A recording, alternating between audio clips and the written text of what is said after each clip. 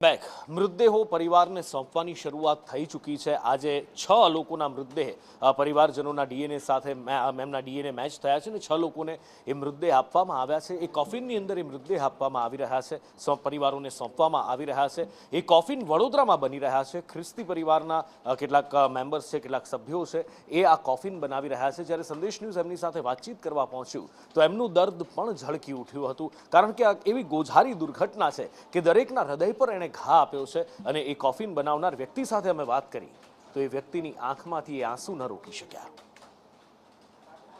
અમદાવાદમાં જે ગોઝારા પ્લેન ક્રેશમાં લોકોના મોત થયા છે, ત્યારે હવે જે સ્વજનો હસતા ગયા હતા અને જેમને હસતા હસતા પરિવારે વિદાય કર્યા હતા, તે હવે કોફિનોમાં પરત આવવાના છે અને તે માટેની તૈયારીઓ વડોદરા ખાતે અહીંયા તૈયાર કરી દેવામાં આવી છે। ભયંકર દુઃખ થાય છે। સૌથી પહેલાં તો હું જે સ્વજનો જે બધા મૃત્યુ પામે એમને શ્રદ્ધાંજલિ અર્પણ કરું છું અને એમના પરિવારને આ સહન કરવાની શક્તિ આપે એવું પ્રભુને પ્રાર્થના કરું છું। કોફિન બનાવવું બહુ સહેલું નથી, એમાં ટાઈમ માંગી લે છે, કેમ કે એમાં એવું હોય કે મૃતદેહની હાઇટ હોય, એની લેન્થ હોય, એ પ્રમાણે એને બનાવવું પડે અને મૃતદેહ એમાં ખૂબ જ સાવચેતીથી જે થઈ ગયું છે તો આપણે રોકી ના શક્યા, પણ હવે એમને કોઈ તકલીફ ના પડે એ રીતે અમારે આ બનાવીને મોકલવાનું છે। આ અમે હમણાં ડિફોર સાઇઝ કરી રહ્યા છે 2x2નું 2x6માં, કારણ કે બોડી બંશવાળી છે અને ફૂલી ગઈ હશે, એટલે કોઈ બી શેપ કે કોઈ બી સાઇઝ હમણાં પરફેક્ટ કહી નહીં શકતા, એટલે આ એક ઓકવર્ડ સાઇઝનું